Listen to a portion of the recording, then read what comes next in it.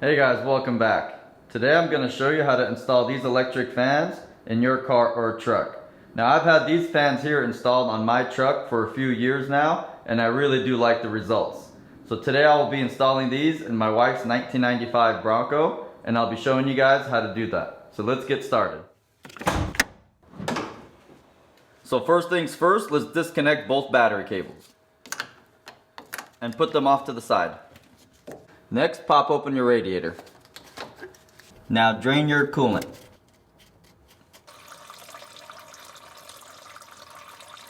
Next, remove your intake ducting.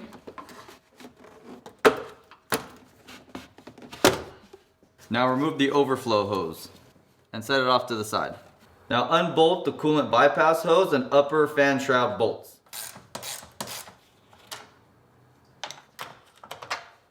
And now you can remove your coolant bypass hose. Just remove it from the radiator and set it off to the side. Remove your upper radiator hose and set it off to the side. Loosen the engine belt. Next, remove the fan clutch bolts. And to do that, I like to use a flathead pivoted against the bolt and the shaft to stop the fan blades from moving. Now you can remove the fan and the fan shroud together. And now you can return the original bolts back onto the water pump pulley.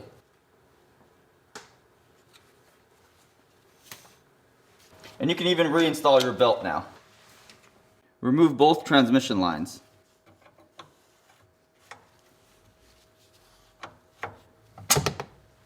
And make sure to put a small catch pan at the bottom because it will leak a little bit of transmission fluid. Remove the lower radiator hose and set it off to the side. Now remove the radiator support bolts. You'll have one on each side of the radiator.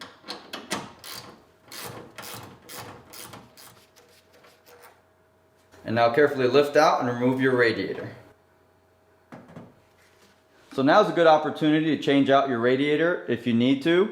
I went with an all aluminum radiator on my truck, but this radiator seems fine. It has the plastic tanks and it seems to be in pretty good shape. So I will continue with the upgrade using this radiator. So now we'll work on the fan shroud and attach all the electronics onto it. Now I chose to go with the high performance dual fan shroud setup from Northern, as you really need a lot of CFM to cool down these engines. Now I also opted out to get the electronic fan controller also from Northern.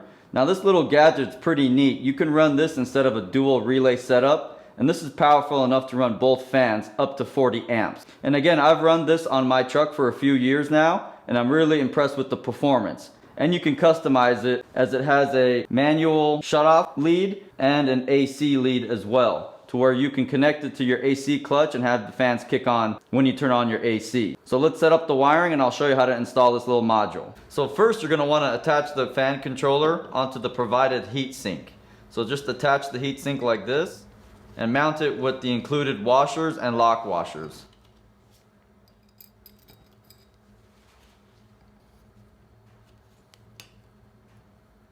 So before we start connecting any of the fan cables or wires, you need to figure out where you want to mount the controller. Now I chose to mount the controller here in the middle of the fan shroud. You can mount this anywhere you want as long as the included cables will reach the controller. So now you can connect your pigtails to the fan, and you can take an accurate measurement of how you're going to route the wires and cut off the excess so we can attach the ring terminals. So after you've made your cuts, strip off about 1/4 inch off each wire end, and now crimp on your ring terminals.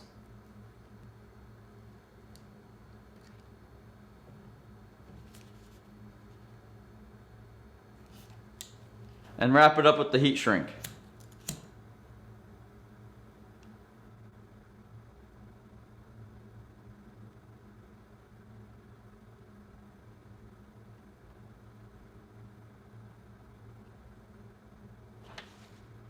Now repeat this process to the other fan cable as well, and now we can attach these ring terminals onto the controller. Now attach the blue wire onto the positive fan.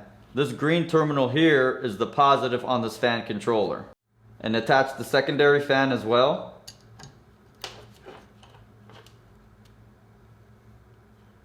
Put on the lock washer and screw on the nut.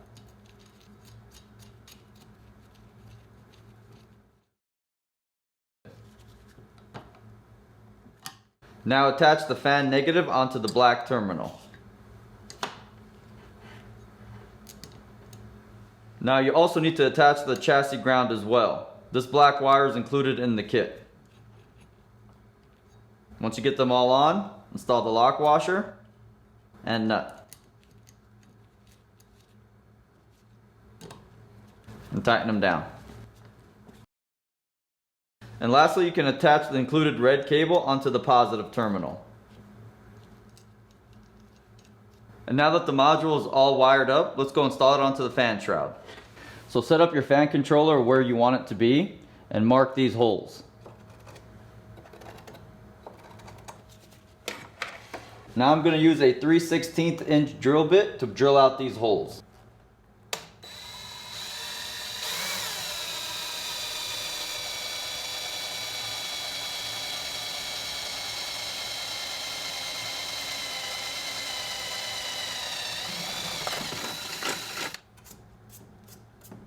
And now we can install the controller onto the shroud. I'm using some machine screws, a washer, and a lock washer.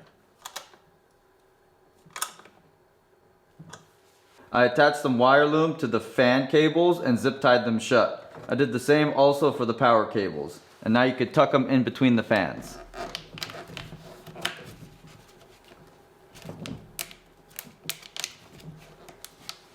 Now these last two wires are optional. The blue wire is for your AC, so when you turn your AC on, the fans will kick off at about 50%. And they will increase as the temperature of the engine increases as well. This will route to the AC clutch, and we'll get to that in a minute.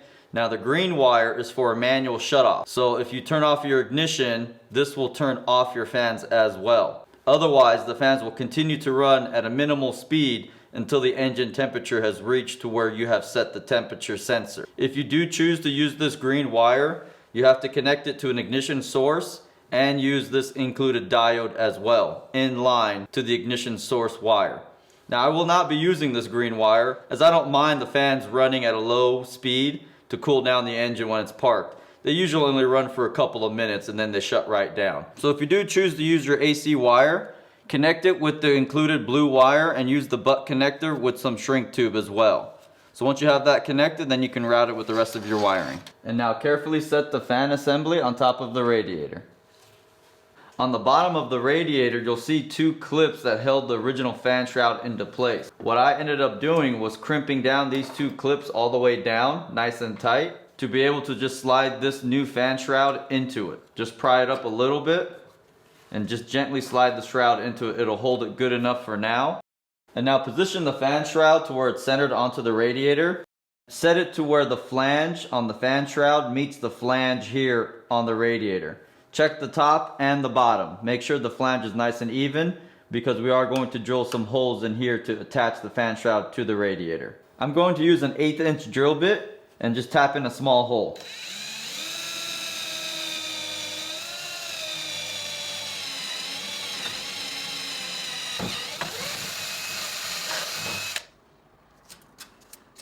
And then I'll drive in a screw.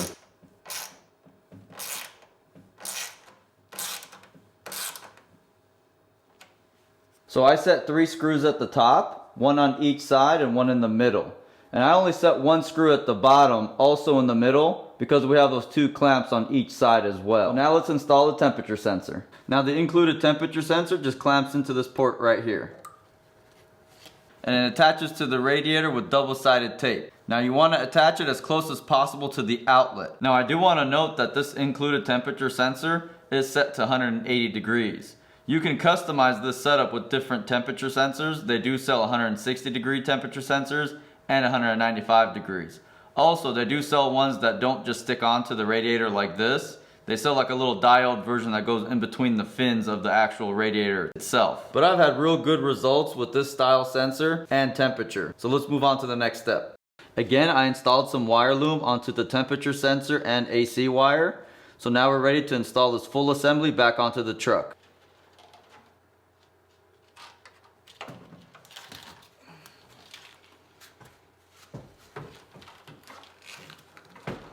Once your radiator is installed, secure the mounting bolts. Install the lower radiator hose. and tighten it down. And next, connect your transmission lines and tighten them down. Now connect your upper radiator hose and be sure to give it a nice little twist upward, so when you do tighten the hose, it'll be far enough away from the belt. Now connect your coolant bypass hose. And now connect your overflow hose.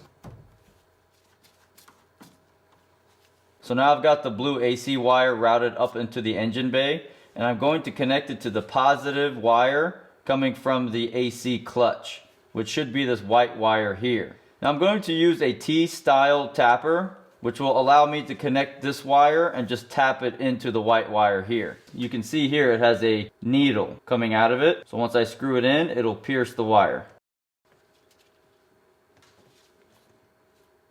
Insert the blue wire into this end here, and then screw it on. And then just reconnect your clutch. Reconnect your intake duct. Now for this ground wire, we're going to connect this ring terminal here and crimp it down.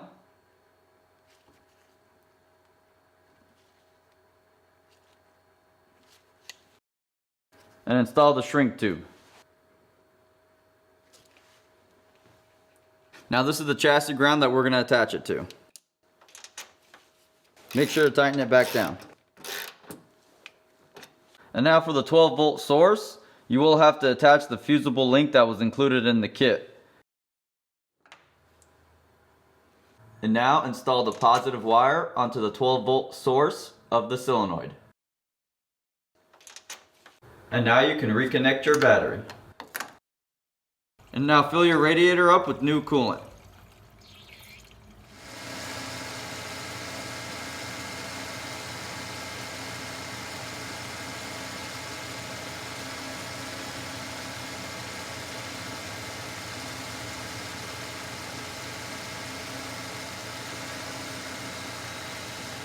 Alright guys, well that upgrade definitely cleaned up the engine bay a lot. It looks real good and almost factory as well. Now I do like running these electric fans as it does decrease the load on your engine. So you'll have a little bit better MPGs and a little bit better throttle response as well, as it does free up some ponies. So if this upgrade helped you guys, give me a like, subscribe, and I'll see you in the next one. Later.